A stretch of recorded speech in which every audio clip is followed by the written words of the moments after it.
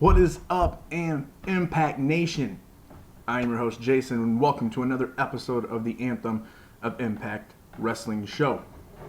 Now, today I'm going to go over last night's episode of Impact from July 20th, 2017. And after I'm done with that review, I'm going to touch on the reports about the new contracts, I guess. With the 10% and then I guess 100% of current merchandise. I was going to touch on that a little bit here after my review. But first, if you're new to my channel, if you're not new to my channel, but you like my channel, or even if you hate my channel, but you love watching my videos because you hate them, please hit that subscribe button, hit that notification button, then you know whenever my videos come up. Also, follow me on Twitter at Anthem of Impact. I'm a good follow, I think. I try to be. I try to put out some good, fun things, and especially on Twitter, I talk about more than just Global Force Wrestling and Impact. I'll talk about Ring of Honor. I'll talk about Lucha and New Japan and anything WWE. So, follow me on at Anthem of Impact. Excuse me. Now, let's get into last night's episode, shall we? Start off, we get a recap video, which seems to be the thing we kind of usually get almost every week. A nice little recap video of what happened the week before. But then after that, we start off with the way that I love Impact Wrestling, starting off with a match. And not just any match. We get another first-round matchup in the Super X Cup, which pins Sammy Guevara versus Drago. This match overall I thought was really good. This match, like I've seen little clips of Sammy Guevara, but I've heard huge things about him from other people, really hyping him up. And in all honesty, he totally impressed me, and the hype was not overhyped. It was, dead on. I mean, it really was. I thought this match was great, and him and Drago just worked really well together, I thought. A couple hiccups, but nothing too big of a deal to where I ever thought it took away from the match. They started off just super fast and just everything being quick and reversals and counters and just really, really good stuff. Got the pace going real quick. Got everybody, especially if you're sitting at, I don't know when they recorded this live, but sitting at home, this is the first match of the night, and it just started off real quick, and it gets you really amped up and hyped and really excited about what we're about to see for the rest of the night, including that match. And I don't know what you call this, but it looked like a 450, but then just stayed hooked up and just fell on him almost like a cannonball. I called it in my notes here a 450 cannonball because it's kind of what it looked like. That was awesome. I don't know how many times he flipped around. That was insane. But somehow that did not put Drago down for the count.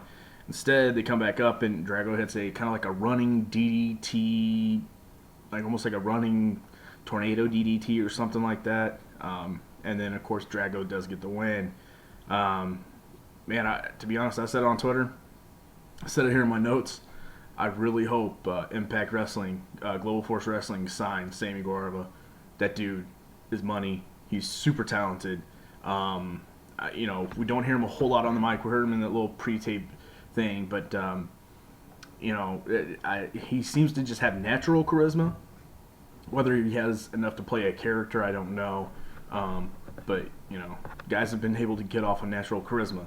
Rob Van Dam, Jeff Hardy, just a couple, just name a couple that have made pretty good careers for not really being good characters. They're very charismatic, and they're great in the ring. So hopefully that happens. After that, we get Sienna versus Amber Nova. Man, just everything Sienna does absolutely amazing. I love Sienna. She's coming up to becoming one of my new favorite women wrestlers right now. This was definitely a squash. But in the squash match, there's been a couple other matches where I thought, Amber Nova was pretty like intense and fairly physical and was kind of impressing me. And then tonight she impressed me, and I'll tell you why. In the jobber role, she didn't make it look like she didn't know what she was doing. So it makes Sienna look even better. Makes Sienna look really strong, because it wasn't like this person that clearly is a jobber because they're green as hell and missing everything. I'm not saying it was perfect by any means. I'm just saying, like, that's something that kind of stood out to me. Like, I wasn't looking at a normal jobber match where, like, if for people that watch like Raw, whenever they would have jobbers for Braun or jobbers for Nia Jax, or even Bayley, they've had them a couple times for Bayley. They bring in these people that, and I don't know their backgrounds, but man, those matches just look ugly and disgusting and terrible. This match still looked good. Like, it looked like a competent match was being put together. So that part impressed me. Of course, she's got a great look. I don't like how they say she's from the garage. That's a little like 80s. Going a little too 80s. Just because, like, I've seen her stuff on Twitter where, like, her dad's a mechanic and, like, her brother's a mechanic. She comes from a mechanic family. Okay, well, that's fine, but whenever you just randomly have her come out in her first night saying, from the garage, with no character development, it's very 80s. Let's say where you're from, but then have maybe her gimmick be, a mechanic girl, a chick that's into cars and bikes and working on stuff like that. That would be a good gimmick. That would be a gimmick I don't think I've seen around, really, with women's wrestling too much. But, of course, like I said, it was a squash match. And then, of course, Sienna gets on the mic and absolutely kills her promo, calls out Karen Jarrett. Karen comes out. And then Sienna demands that Karen gets on her knees and calls her the greatest knockout of all time. She's like, I'm not going to do that. That brings out Allie. She's carrying a kendo stick. She's running down. At some point, Laurel Van Ness must have been coming like right down behind her, because then all of a sudden they show Allie. They cut back to Allie getting into the ring, and Laurel's knocking her out from behind. So that calls for a double team.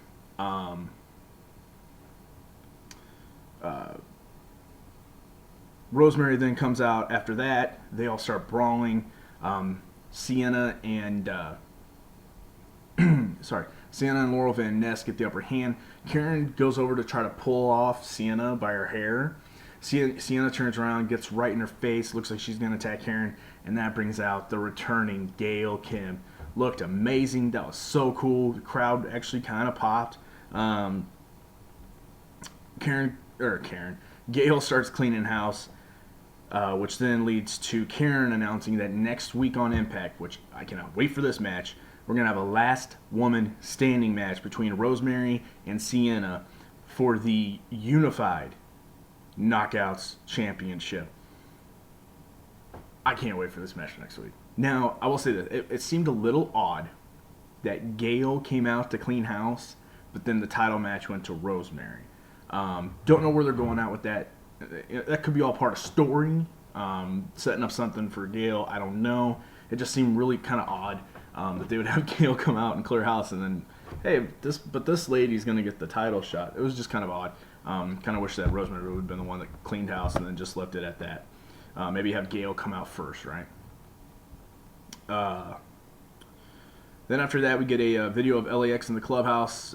They're, in a way, torturing Alberto's brother, telling him, listen, you're going to get more of this if you don't tell Alberto he's got to join LAX. This one, and they did one with Dos Caras, and then another one where they're kind of talking about it. They were putting those up on YouTube throughout the week, and I saw I'd already seen them. So for me as a viewer, it's kind of like, okay, repetitive, but I get it because not everybody's checking YouTube and watching their videos all the time. Then we go backstage, and we see Bruce Pritchard walking with Tyrus right behind him. Walks up to Trevor Lee. Bruce then confronts Trevor Lee about stealing the X Division title and wearing it around like he, and trying to defend it. And then Trevor Lee explains, which I thought was absolutely hilarious and amazing. I love this new Trevor Lee gimmick. He's just very charismatic. absolutely hilarious, but he's not a comedic type of hilarious. It just comes off as being very funny because he's kind of like this sarcastic asshole heel, and it works really well with him. He just does it really well. As he's trying to explain all this stuff, Sanjay Dutt appears. Security holds him back, and then takes him away. And then they announce a little bit later that he has in fact been escorted and barred from the building, which is weird. He's trying to get his title back. There's a couple videos, and if people that kind of get mad about Bruce, I get it. I'm not a big Bruce Pritchard fan either, but they're doing something very unique with him, with this segment, because he hears the explanation. He goes, you know what, that makes sense. And then just kind of walks off. Like, okay, why didn't he strip Trevor? He's right there. Why didn't he just take the belt off of Trevor Lee? Then there's another thing, because of course they did the deal where he missed Slammiversary. Then they did a little backstage segment. Then on YouTube they did a video where Karen sees Bruce in catering, and Karen confronts him about missing a pay-per-view. Like, why would you miss a pay-per-view? And Bruce, and you'll have to go and see it just to really kind of see. It's more than just what he says. It's how he says. It's how Karen reacts. But he says something like, "Your husband would understand," or it's something like it's something your husband would understand. Something just kind of off the cuff that was done really well. So there's something there that's a backdoor story. That's, I can't wait to see where that goes. And that's just like a little thing that if you don't pick up on how they say things, the people, how they react around him. Again, after he left, the way that the announcers, reacted to what Bruce did, or Bruce, I guess, didn't do, right? Kind of hints at something's going on here. There's something bigger than what we're just seeing. So it should be interesting. I think it's going to be really good. Mainly just because so far, Global Force really hasn't been disappointing too much. But then that leads to a 6-man tag between Trevor Lee, Demus, and Idris Abraham versus Laredo Kid, Garza Jr., and Octagoncito. I absolutely, and this is part of that whole new character thing. I love how he keeps wearing that X Division title throughout the match. I think it's great. It's Chris Jericho. That's what it is. That's what it is. It's Chris Jericho, WCW. I think he did this with either the TV or the Cruiserweight title, and I can't remember which one. But he stole it from, I want to say it was Cruiserweight because it was dealing with Dean Malenko, but I think both of them held TV titles at the same time too. So, can't remember, but I wanted to say it involves with Dean Malenko because then he always wore it. He didn't want to get it stolen back, because he stole it. And then it has to do with, I think he ended up going to Washington to find the bylaws or whatever. But that's kind of what this is. And it's hilarious. I love it. It's classic. But I thought this match overall was just a lot of fun. It's just one of these matches I think that Impact does a pretty good job on. And last week was just the minis, where it's just a random match, but it's not random to where you don't care. It's entertaining. It's something different, and it's always going to be fast paced with big spots. And this is that one that just kind of, it's there to entertain you. So then everybody's staying fresh week to week as far as, especially whenever they tape 4 or 5 days in a row. I mean, that kills those guys' bodies and girls. So here's just another random match with random people that can just kind of, get in a fun little bit, and it keeps everybody else fresh for the next week, right?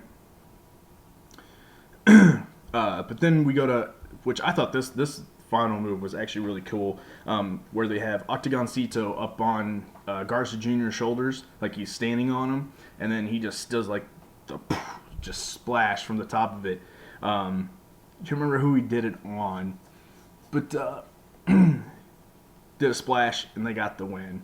Then we go backstage again, have a pre-tape video of Joseph Park pumping up Grado for his big date with Laurel Van Ness.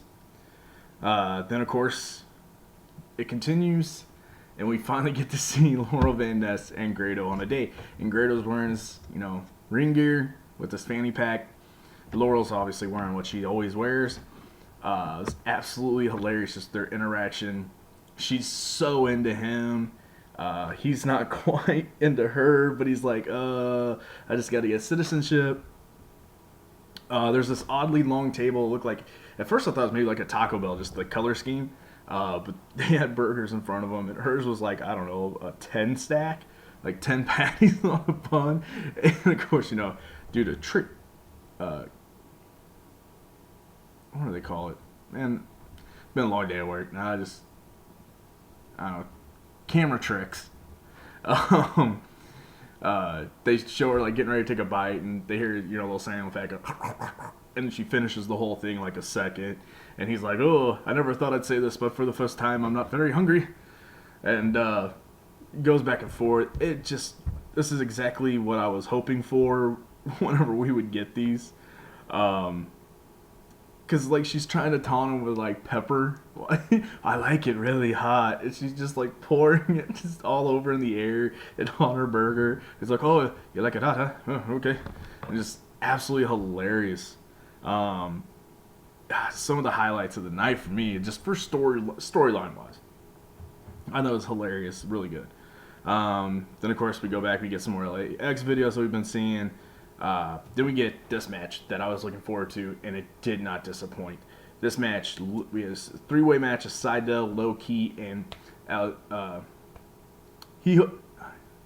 Hijo de Fantasma. Low Ki opens the match just straight attacking. I think it was Sydal. Either one. First one, he just like launched himself across the ring, started beating him, went to the other one with the crazy boot to the face strike. He looked super stiff on both of these. Just he looked super intense. But then all three of them came back at him. I mean, just all three were going at each other with super good intensity, and everything looked real good and stiff and just physical and really good. I don't think there was ever a rest hold in this whole match. It was really good. There's some crazy spot where Phantasma has Sydal on a surfboard stretch, and then Low Ki's on the top rope and does a Warrior's Way on him. That had to have hurt so bad on Sydal.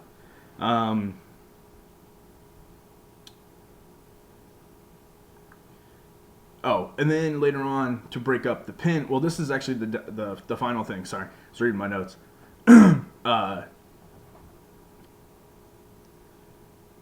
So Low Ki gets a Warrior's Way on Phantasma, goes for the pin. Matt Sydal sees this, climbs up to the top rope, does the shooting star press to break up the pin, pins Low Ki, and gets the win. After that, Sydal gets on the mic and puts over the X Division, calls up Bruce Pritchard, starts saying, I want a title shot. Bruce comes out, starts talking and saying, that's fine, you do, but so does a bunch of other people. You're going to have to get back to, blah, blah, blah. Lashley's music hits. He goes right past him, gets in the ring, starts talking about how he is the only legit contender and the best wrestler in the whole business. He's the only one that actually deserves the title shot. As he's talking, Sydal is very visibly frustrated, a little pissed off, annoyed, almost kind of down. But he goes to his knees and then just kind of chimes in, like, nobody wants to hear this. Stop talking, just like little different things, like, come on, it's my time, damn it. Like one of these just kind of, hey, I'm the underdog, but it's my time, and like it was really cool because it just seemed kind of add some authenticity to a situation instead of being like two guys that are just standing there on the mic and saying random stuff. He put some type of emotion into it, and I thought it was really good. But then, of course, for Lashley to make his point, Sydal says one more thing. Lashley turns around, spears the hell out of Matt Sydal. I think we're going to get a program here real quick at least. I don't know how long, if it's one match or not, but I think we're going to get something with Lashley and Sydal. Should be interesting because Lashley has been able to put on really good matches with these smaller guys. Especially like with Eddie Edwards. That was last week in the main event whenever he was wrestling against Ortiz and Santana, two very smaller, fast-paced guys. Seidel can do it too, man. Seidel's really good. This match should be off the charts good if they do a match. And after that, we get another Grado Laurel Van Ness date video. Again, they're laying there. She's just trying to like smooch him and cuddle up on him. He's just like, oh no, honey. It's just funny. And then she's saying something up under the stars, and I don't know. I could be totally wrong. It's just, it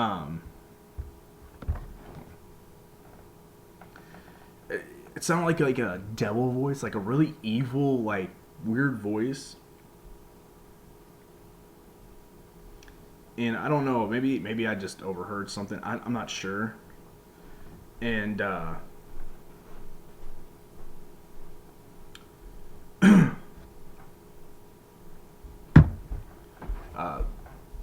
but if anybody else heard that weird kind of voice, let me know down in the comments. And because this could be a whole different turn on her character then, if that's the case. Because maybe they're going totally crazy with her character, which I wouldn't be upset about. Excuse me, all this talking. Need something to drink. I'm parched.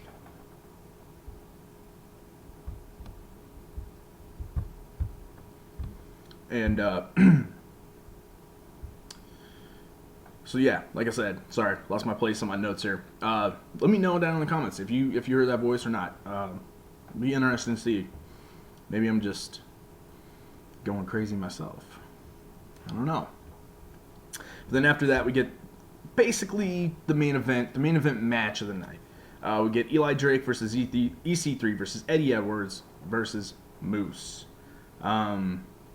Probably the worst part of the whole night was, of course, Eli Drake's introduced first. Of course, walking down the aisle with him is Chris Adonis. He sees the Swolemates again, sitting in the same place that they've been sitting, I guess, all week for whatever reason. And he decides he's going to throw his drink in their face. The one guy gets mad and gets in the ring. Then the other guy gets in the ring. And, of course, they attack Adonis. And the whole time, because Eli Drake's up on like the ring doing his entrance, still the whole time as Adonis gets hit, the whole time I'm going, do not get involved, Eli, do not get involved, do not get involved, do not get involved. Because Eli Drake is great. And he's a potential big-time star, could be a world heavyweight champion. Does not need to, putting over D'Angelo Williams and Moose in a match is a little bit different than having these two random roid heads beat them up for no reason. Like, there's no need to do this because they happen to have a show on After Impact last night, which I guarantee you nobody sat there and watched. And in fact, I made this comment on Twitter, and I thought it was absolutely hilarious. Excuse me. It is so funny that Pop TV. This is how out of touch. Sometimes people that aren't into wrestling don't know what wrestling's all about. They would think that, oh well, hey, we have this show here with two muscle heads. Let's put them on after our wrestling show. They're all muscle guys. They're all, body guys. I bet a bunch of them would want to watch this after. Let's have them cross promote on their show too. No, nobody cared. From everything I saw on Twitter, that everybody was like, no, there's no way I'm watching this. But enough of that. Done talking about those stupid Swolemates. But yeah, luckily Drake did roll out, so he didn't get touched. Then the rest of the entrances came out after we come back from commercial. Here lately, these main event matches have, to me, in my eyes, I think they've been absolutely amazing. They've been giving them time, like that, at least the last 30 to 20 minutes it's been given to them. They seem to have good stories. Nobody's kicking out of like unlimited finishers. It's been good, and they've seemed like a big deal. This one specifically, though, I wish they would have had like a story threading throughout the show. I understand the actual main event was the segment with Patron and LAX. But they could have done something where they were interviewing the different wrestlers throughout the night, or something to kind of always have you knowing that this big match was going to happen. After a 1%er by EC3, Moose pulls EC3 out the ring, and Eli Drake gets in and pins Eddie Edwards for the 1-2-3. So Eli Drake got the win, which is great. I'm not taking this win lightly. I do not think that he just got the win just for the hell of it. I think there is a reason. He will be, I think, getting into this title picture once everything gets fully changed and becomes fully Global Force Wrestling, and you see the full kind of brand change, which I feel will happen on the 17th on that live show. I think they want to make that live show a big deal and roll out all this stuff and all this information.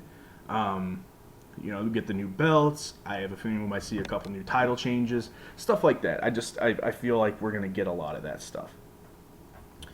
But then right after that, they go backstage to Mackenzie Mitchell and the Soulmates, and she's talking to them, and they start saying some stupid shit. Like, yeah, you want a bunch of wrestling fans to watch? Say enough of this wrestling bullshit. Please. Say that one again. So stupid.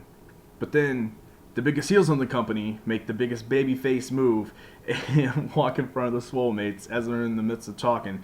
And they're like, you want to see some? Come with us. And the cameras follow them. They meet up with Dos Caras and Hijo de Dos Caras. And they ask him if Alberto's joining them. They say no, and they start grabbing him and trying to attack him. Conan says, "Hey, if you don't want to see these guys, become extinct, then you better meet us out of the ring and do the right thing."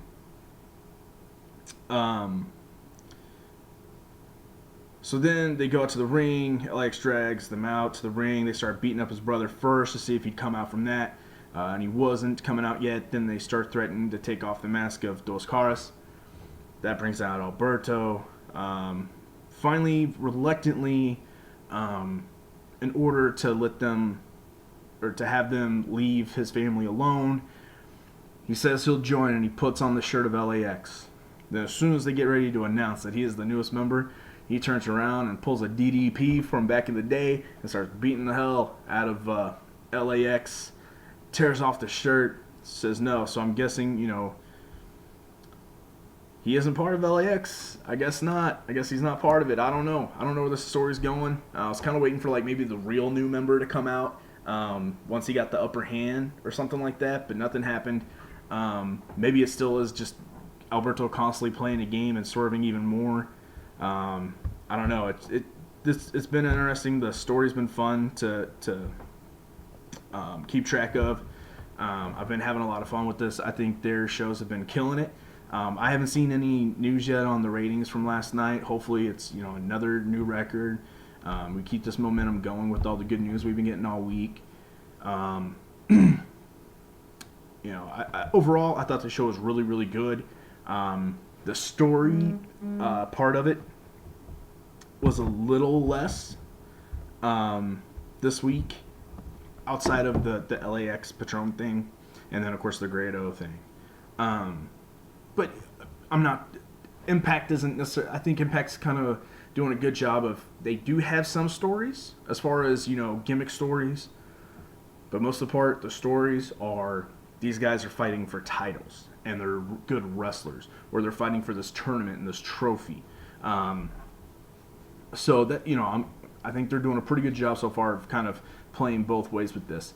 But yeah, so like I was saying, perfect segue here. All the good pub,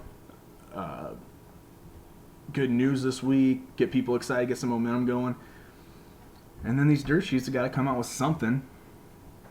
So it's been reported that Global Force Wrestling's new contract structure is that Global Force Wrestling gets 10% of a wrestler's indie bookings, and then gets 100% of Global Force Wrestling released merchandise. Now, I'm not saying that the Dirt Sheets just made this up, right? I'm not saying that at all. But they are going to craft it to a narrative that fits them. And they know negative, especially negative impact, creates ratings or clicks or pay to look at whatever whatever medium that they provide these news items. They know that it will increase due to specifically negative stuff, but negative impact stuff in the wrestling world is big. And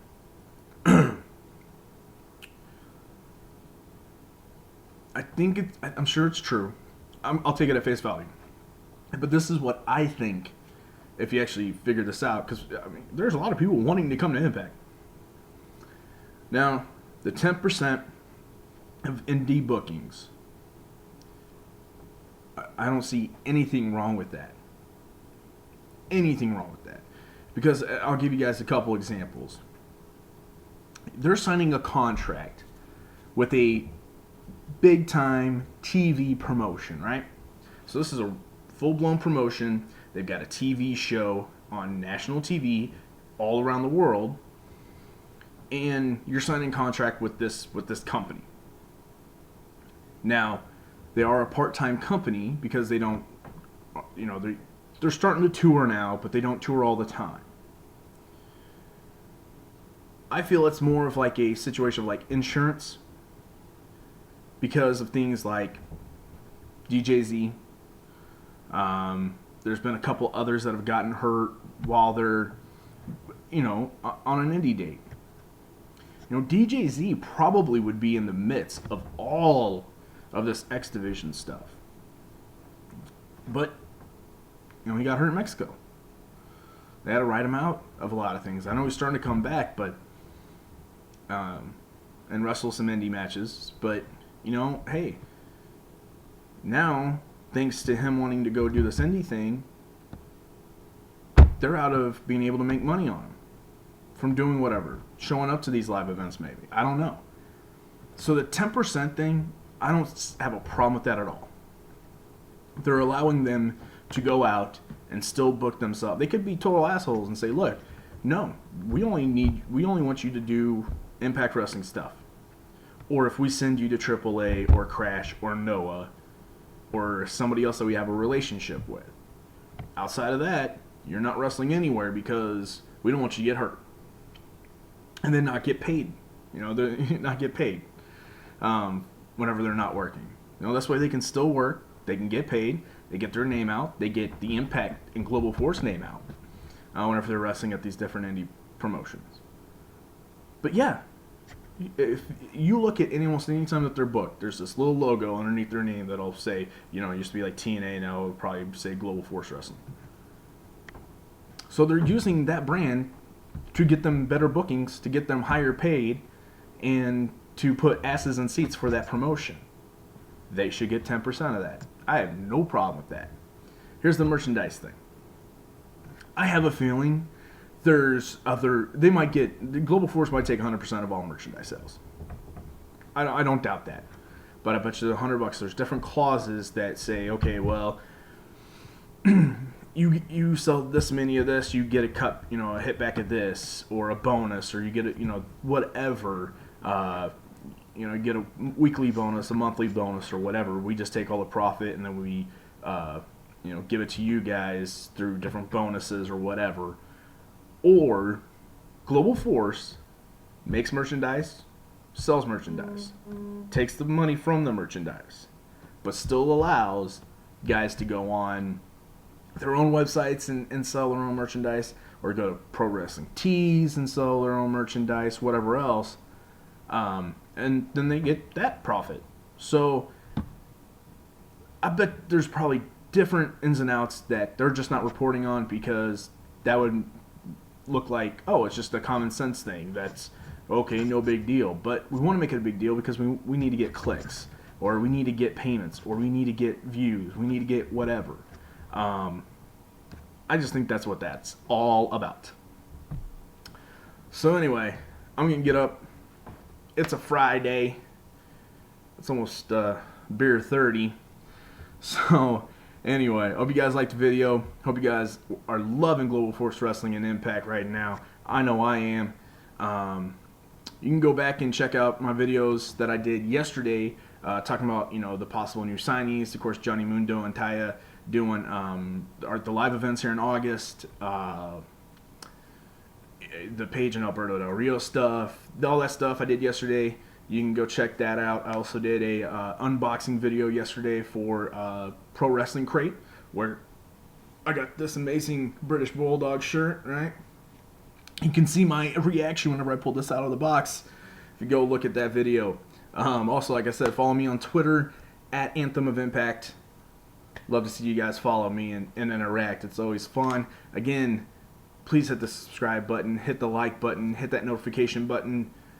I'm sounding kind of demanding, so I apologize. But anyway, to the Force, I say peace.